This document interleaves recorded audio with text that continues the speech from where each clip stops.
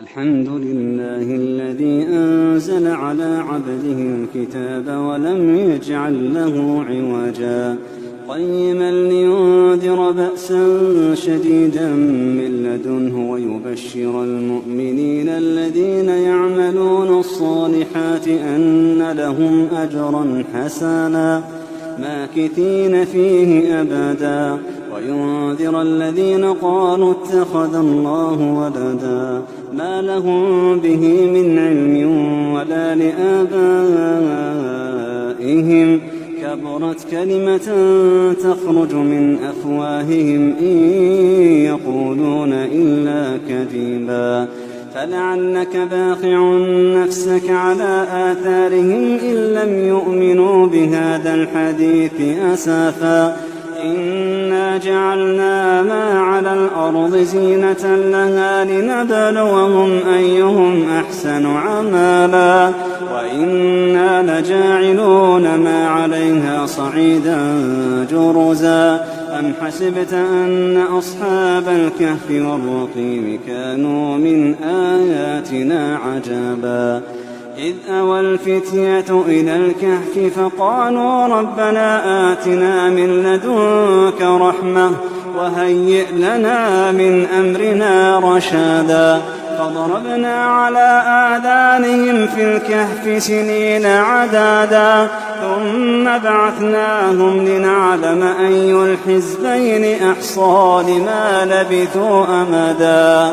نحن نقص عليك نبأهم بالحق إنهم فتية آمنوا بربهم وزدناهم هدى وربطنا على قلوبهم إذ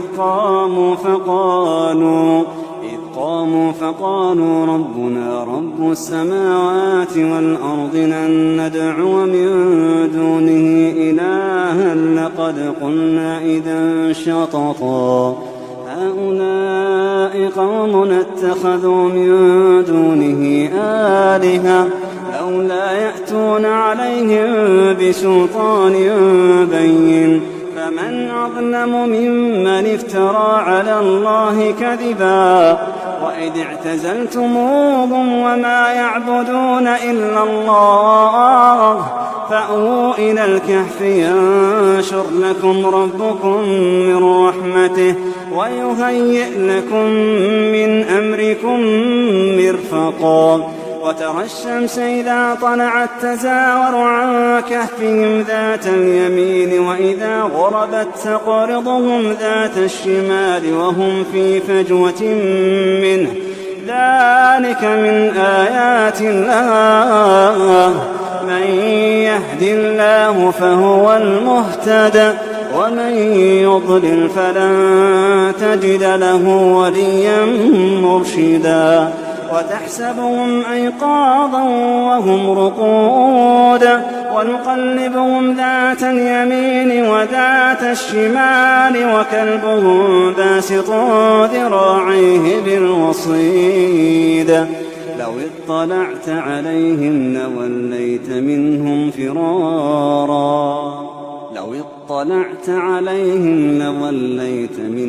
فرارا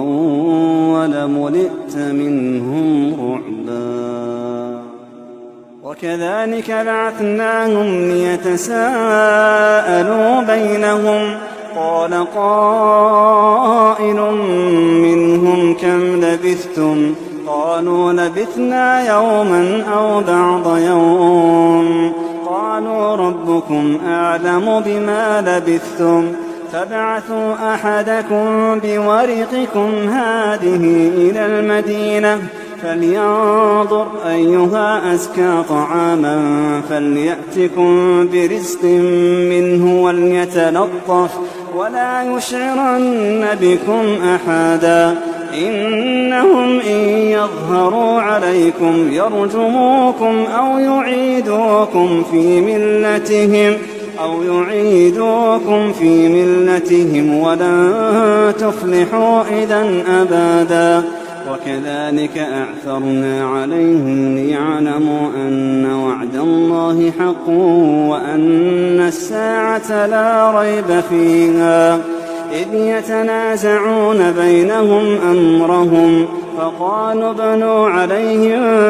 بنيانا ربهم أعلم بهم قال الذين غلبوا على أمرهم لنتخذن عليهم مسجدا سيقولون ثلاثة رابعهم كلبهم ويقولون خمسة سادسهم كلبهم رجما بالغيب ويقولون سبعة وثامنهم كلبهم قل ربي أعلم بعدتهم ما يعلمهم إلا قليل فلا تمار فيهم إلا مراء ظاهرا ولا تستفت فيهم منهم أحدا ولا تقولن لشيء إني فاعل ذلك غدا إلا أن يشاء الله واذكر ربك إذا نسيت وقل عسى أن يهديني ربي لأقرب من هذا رشدا ولبثوا في كهفهم 300 سنين وازدادوا 9 قل الله أعلم بما لبثوا له غيب السماوات والأرض أبصر به وأسمع ما لهم من دونه من ولي ولا يشرك في حكمه أحدا واتل ما أوحي إليك من كتاب ربك لا مبدل لكلماته ولن تجد من دونه ملتحدا واصبر نفسك مع الذين يدعون ربهم بالغداة والعشي يريدون وجهه ولا تعد عيناك عنهم تريد زينة الحياة الدنيا ولا تطع من أغفلنا قلبه عن ذكرنا واتبع هواه وكان أمره فرطا وقل الحق من ربكم فمن شاء فليؤمن ومن شاء فليكفر إنا أعتدنا للظالمين نارا أحاط بهم سرادقها وإن يستغيثوا يغاثوا بماء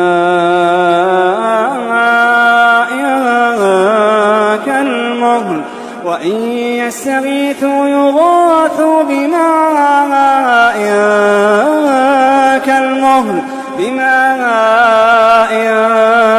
كالمهل يشوي الوجوه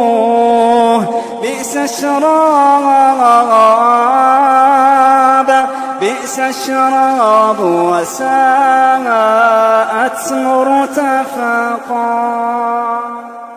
إن الذين آمنوا وعملوا الصالحات إنا لا نضيع أجر من أحسن عملا أولئك لهم جنات عدن تجري من تحتهم الأنهار يحلون فيها من أساور من ذهب ويلبسون ثيابا خضرا من سندس واستبرق متكئين فيها على الأرائك نعم الثواب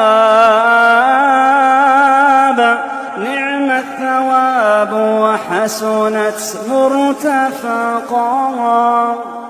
واضرب لهم مثل الرجلين جعلنا لأحدهما جنتين من أعناب وحففناهما بنخل وجعلنا بينهما زرعا كلتا الجنتين آتت أكلها ولم تظلم منه شيئا وفجرنا خلالهما نهارا وكان له ثمر فقال لصاحبه وهو يحاوره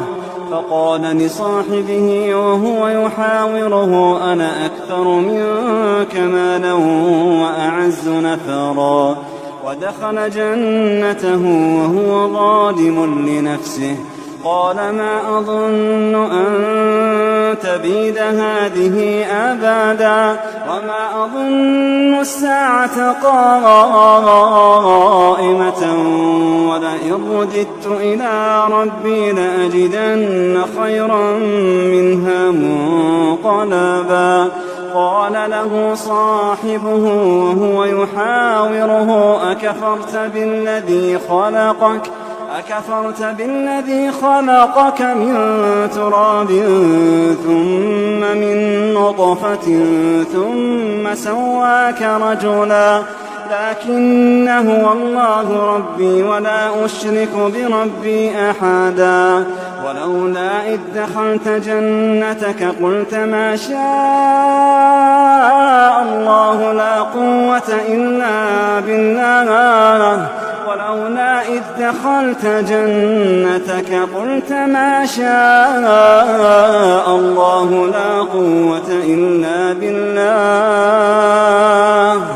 إن ترني أنا أقل منك مالا وولدا فعسى ربي أن يؤتيني خيرا من جنتك ويرسل عليها حسبانا من السماء فتصبح صعيدا زلقا أو يصبح ماؤها غورا فلن تستطيع له طلبا. وأحيط بثمره فأصبح يقلب كفيه على ما أنفق فيها وهي خاوية على عروشها ويقول يا ليتني لم أشرك بربي أحدا ولم تكن له فئة ينصرونه من دون الله وما كان منتصرا. هنالك الولاية لله الحق هو خير ثوابا وخير عقبا. واضرب لهم مثل الحياة الدنيا كماء إن أنزلناه من السماء فاختلط به نبات الأرض فأصبح هشيما تذروه الرياح وكان الله على كل شيء مقتدرا. المال والبنون زينة الحياة الدنيا والباقيات الصالحات خير عند ربك ثوابا وخير أملا. ويوم نسير الجبال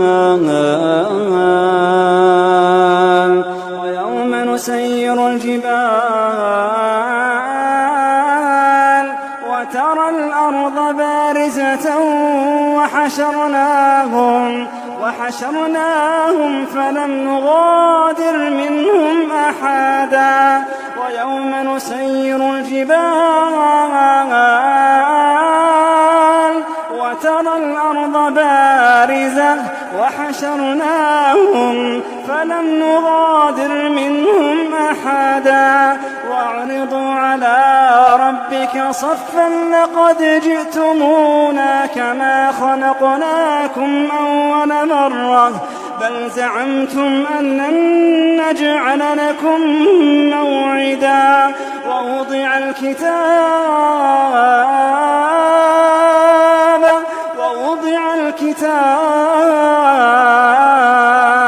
فترى المجرمين مشفقين مما فيه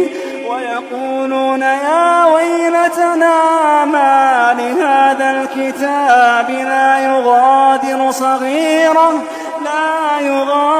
صغيرة ولا كبيرة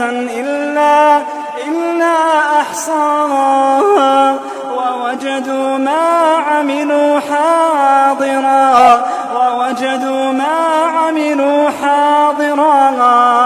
ولا يظلم ربك أحدا وإذ قلنا للملائكة اسجدوا لآدم فسجدوا إلا إبليس كان من الجن ففسق عن أمر ربه أفتتخذونه وذريته أولياء من دوني وهم لكم عدو بئس للظالمين بدلا ما أشهدتهم خلق السماوات والأرض ولا خلق أنفسهم وما كنت متخذ المضلين عضودا ويوم يقول نادوا شركائي الذين زعمتم فدعوهم فلم يستجيبوا لهم وجعلنا بينهم موبقا ورأى المجرمون النار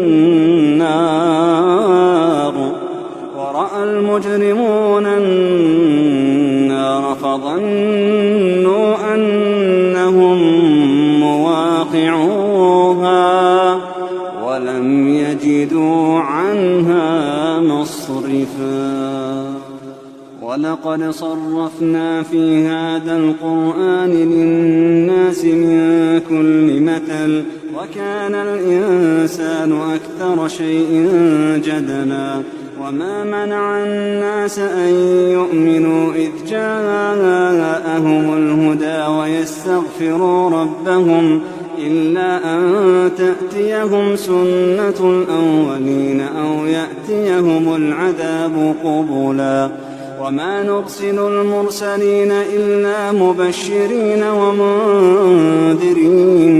ويجادل الذين كفروا بالباطل ليدحضوا به الحق واتخذوا آياتي وما أنذروا هزوا ومن أظلم ممن ذكر بآيات ربه فأعرض عنها ونسي ما قدمت يداه إنا جعلنا على قلوبهم أكنة أن يفقهوه وفي آذانهم وقرا وإن تدعوهم إلى الهدى فلن يهتدوا إذن أبدا وربك الغفور ذو الرحمة لو يؤاخذهم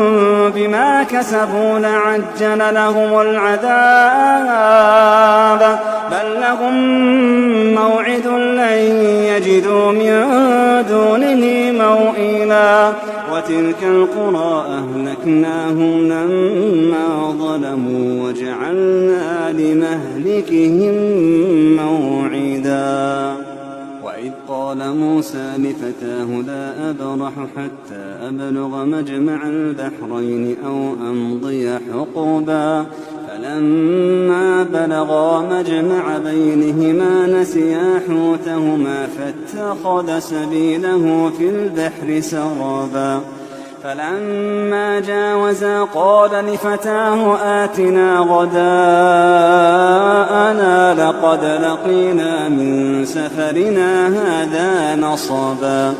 قال أرأيت إذ أوينا إلى الصخرة فإني نسيت الحوت وما أنسانيه إلا الشيطان أن أذكره واتخذ سبيله في البحر عجبا قال ذلك ما كنا نبغ فارتدا على آثارهما قصصا فوجدا عبدا من عبادنا آتيناه رحمة من عندنا وعلمناه من لدنا علما قال له موسى هل أتبعك على أن تعلمني مما علمت رشدا قال إنك لن تستطيع معي صبرا وكيف تصبر على ما لم تحط به خبرا قال ستجدني إن شاء الله صابرا ولا أعصي لك أمرا قال فإن اتبعتني فلا تسألني عن شيء حتى أحدث لك منه ذكرا. فانطلقا حتى إذا ركبا في السفينة خرقها قال أخرقتها لتغرق أهلها لقد جئت شيئا إمرا. قال ألم أقل إنك لن تستطيع معي صبرا. قال لا تؤاخذني بما نسيت ولا ترهقني من أمري عسرا. فانطلقا حتى إذا لقيا غلاما فقتله قال أقتلت نفسا زكية بغير نفس لقد جئت شيئا نكرا. قال ألم أقل لك إنك لن تستطيع معي صبرا. قال إن سألتك عن شيء بعدها فلا تصاحبني قد بلغت من لدني عذرا. فانطلقا حتى إذا أتيا أهل قرية استطعما أهلها فأبوا أن يضيفوهما فوجدا فيها جدارا يريد أن ينقض فأقامه. قال لو شئت لاتخذت عليه أجرا. قال هذا فراق بيني وبينك سأنبئك بتأويل ما لم تستطع عليه صبرا. أما السفينة فكانت لمساكين يعملون في البحر فأردت أن أعيبها وكان وراءهم ملك يأخذ كل سفينة غصبا. وأما الغلام فكان أبواه مؤمنين فخشينا أن يرهقهما طغيانا وكفرا فأردنا أن يبدلهما ربهما خيرا منه زكاة وأقرب رحما. وأما الجدار فكان لغلامين يتيمين في المدينة وكان تحته كنز لهما وكان أبوهما صالحا فأراد ربك أن يبلغا أشدهما ويستخرجا كنزهما رحمة من ربك وما فعلته عن أمري ذلك تأويل ما لم تسطع عليه صبرا.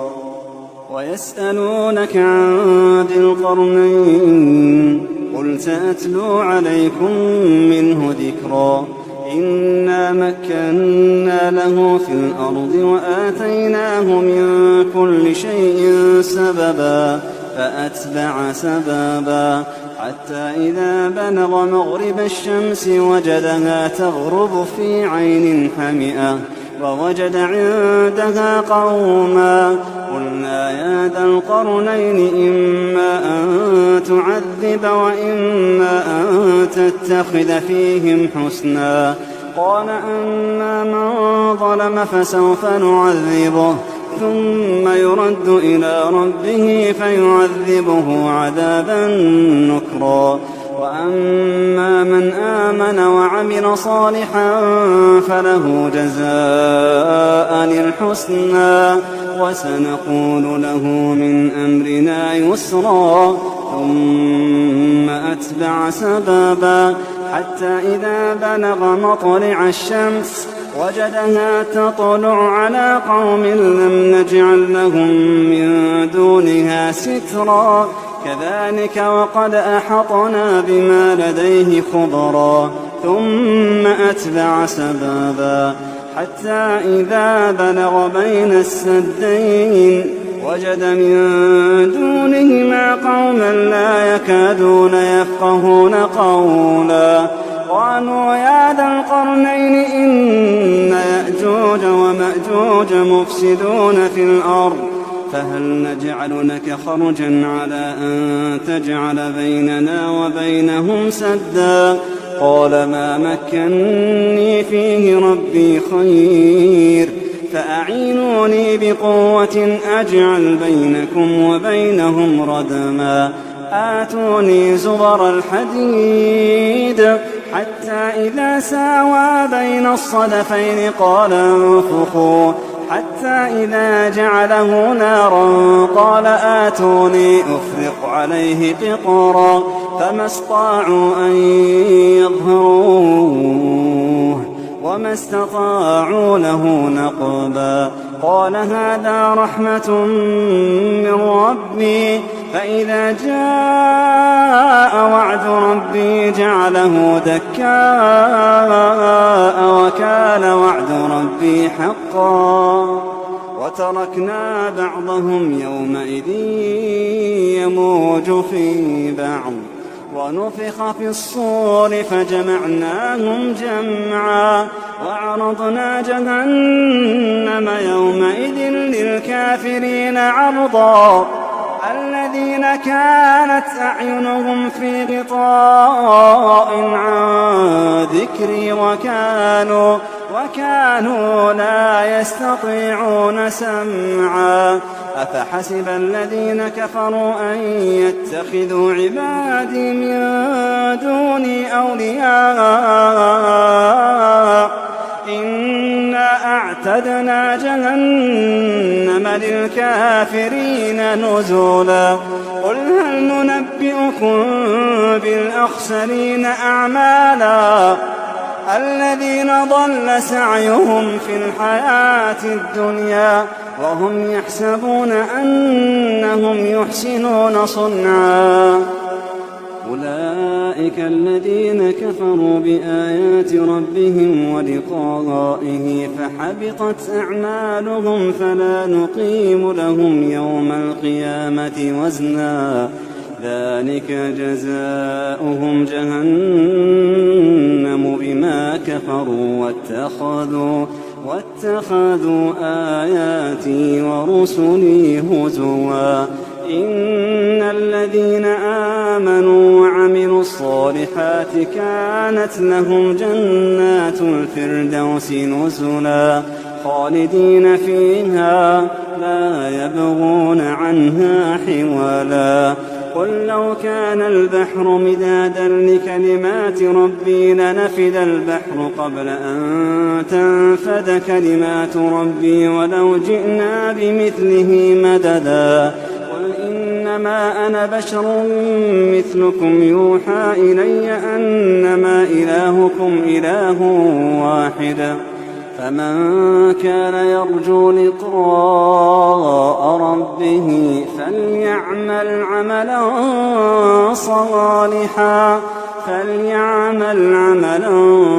صالحا ولا يشرك بعبادة ربه